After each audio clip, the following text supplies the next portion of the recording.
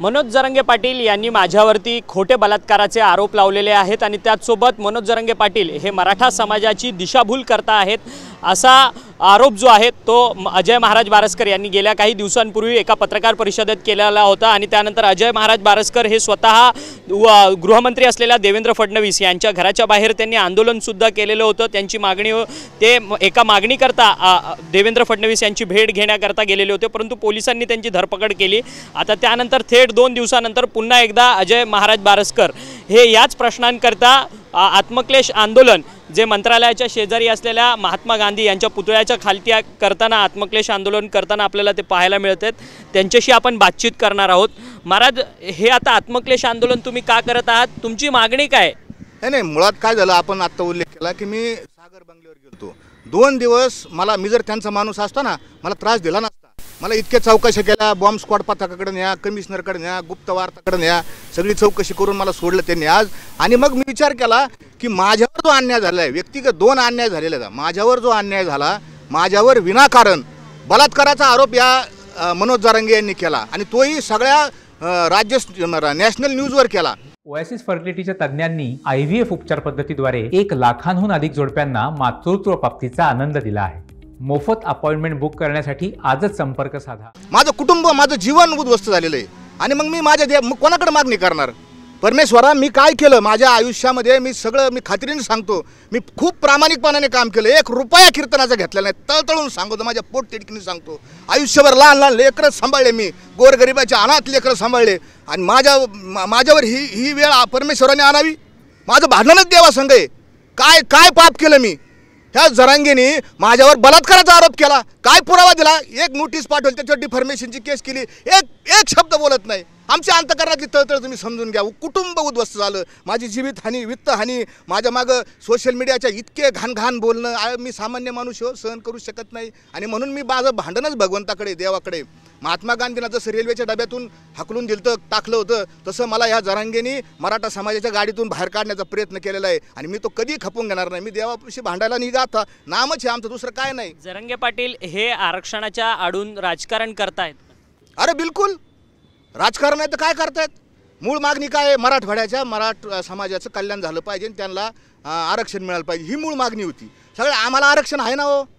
तुम्ही सांगितले 57 लाख नोंदी मिळाल्या, 1.5 कोटी लोकांना फायदा मिळाला। अहो, फक्त 45,431 नोंदी सापडल्यात 13 जून अखेर आणि दाखले किती मिळालेत? 1,36,997। मला सांगा, हा खोटारडा माणूस 1.5 कोटी सांगतो, कुठून 1.5 कोटी लोकांची नावं जाहीर कर? समाजाला कळलं पाहिजे हा माणूस खोटारडा आहे।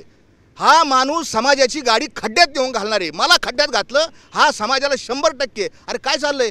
288 आणायचे, पाडायचे, काय कन्स्ट्रक्टिव्ह वर्क आहे? कोण लोक येतं 288 उभा करायचे? काय आपल्याकडे येतं? या विधानमंडळात कामकाज करायचं जिथं भावनिक लोक लागत नाही, कायद्याचे अभ्यासक लागतात, वेगवेगळ्या सामाजिक क्षेत्रातले अभ्यासक लागतात। एक तरी माणूस दाखवा, एक टीम दाखवा, एक माणूस।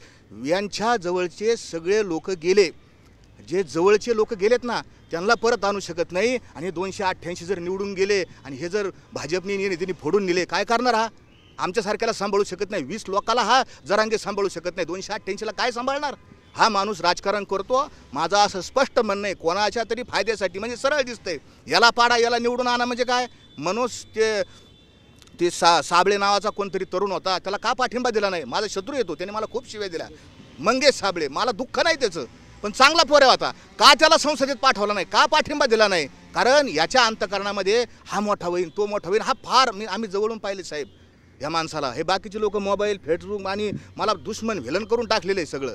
मी देवाकडं, माझा देह जावं अथवा राहो, मी आता अन्नाचा कण सुद्धा घालणार नाही पोटात, डुप्लिकेट उपोषण नाही करणार मी, तळतळून त्याला सांगतो मी। हे डुप्लिकेट उपोषण आता तुम्ही वाक्य वापरलं, हे कोणाला लागू? अरे डुप्लिकेट उपोषण 17 दिवस उपोषण करून असा 15 हत्तीचं बळ येत असतं का? बघा, 3 दिवसात आझाद मैदानामध्ये उपोषण करणारे लोक येतं, काय परिस्थितीने काय अवस्था होती त्यांची, उठता येत नाही, बोलता येत नाही, बसता येत नाही। कळत नाही का लोकांना? समाजाने शहाणं व्हावं ना। किती भावनिक होता हो, किती भावनिक होतात। आमचं जीवन पहा, आमचं चरित्र पहा आणि मग आम्हाला नावं ठेवा। हे सगळं डुप्लिकेटपणा चाललेलं आहे, खोटारडेपणा चाललेला आहे। मी शेवटच्या श्वासापर्यंत बोलत राहणार आणि ह्या माणसाचं सत्य उघडकीस आणणार म्हणजे आणणार। मनोज जरांगे पाटील मग हे डुप्लिकेट आंदोलन करतात का? सातत्याने आंदोलनाची त्यांची भाषा बदलते। आता कितवं उपोषण आहे? 5वं उपोषण आहे। 5वं काय मिळालं? 4 उपोषणात। आता हे काही दिवसांनी उठतील आणि कोणाची तरी प्रचाराला लागतील। हेच काम करणारे राजकारणच करतात, दुसरं काय करत नाही. आम्ही परमार्थ करतो. माझ्या तुकोबाची गाथ आहे आणि तीच माझ्या संघ येणं, तीच मला वाचवे. मला काय पैसे नको, मला काय नेतृत्व करायचं नाही, आमदार व्हायचं नाही, खासदार व्हायचं नाही, काही घेणं देणंच नाही मला. आम्हाला आमचा परमार्थ करायचा, एकांतात करू. आम्हाला काय घेणं देणं नाही त्याचं. आता हे तुम्ही आत्मक्लेश आंदोलन करताय, याचं स्वरूप कसं असणार आहे? कधीपर्यंत तुम्ही हे आंदोलन सुरू ठेवणार आहात? मला काहीच माहीत नाही. मी आलो, गांधी महाराजांच्या पुतळ्यापाशी बसलो आणि ते जरांगेचे लोक मला धमकी, ते कोण पाटील का काय रमेश पाटील आहे, त्यांनी धमकी दिली मला मारायची, गोळ्या घालायची. तर मी बी इथं म्हणन, हे राम म्हणन मला गोळी घाल, जरांगे तुला मला गोळी घालायची ना, आता गोळी घाल, तेवढंच तुझ्या हातात राहिलेलं आहे. प्रत्येकाला हा मारणारा माणूस आहे आणि इथं जर मिळलो ना गांधी बाबापाशी तर मला बरं वाटेल त्याचं. इथं घाल गोळी, मला बसलेलं इथं, तुझ्या कोणी यांना सांगा मला गोळी घाला. आणि मी माझ्या कायदेशीर, मी काय आंदोलन करत नाही, कायदेशीर भाषेत मी सांगतो, मी आंदोलन करत नाही. माझ्या तुकोबाच्या गाथेचं, भगवंताचं नामस्मरण करतो. आमच्या गुरु महाराजांनी सांगितलं 1 कोटी विठ्ठल नाम जप लिहा आणि मग तो नाम जप मी इथं लिहिणार आहे. खरं तर धन्यवाद, तुम्ही आमच्याशी बातचीत केली होते. अजय महाराज बारसकर जे मंत्रालयाच्या शेजारी असलेल्या महात्मा गांधी यांच्या पुतळ्याच्या खाली आंदोलन करताना पाहायला मिळतात. मनोज जरांगे पाटील यांनी माझ्यावरती बलात्काराचे खोटे आरोप जे आहेत ते समाजासमोर येऊन लावलेले आहेत.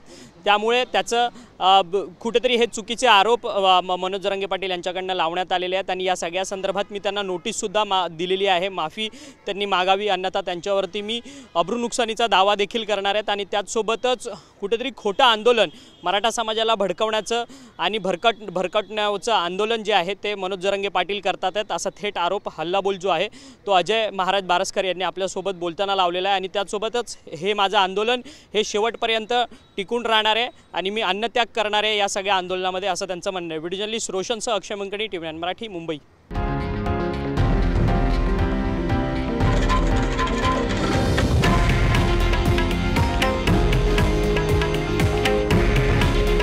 हे आहे देशातील नंबर 1 न्यूज नेटवर्क आणि आपण पाहत आहात TV9 मराठी. काळजी तुमची, हित महाराष्ट्राचं.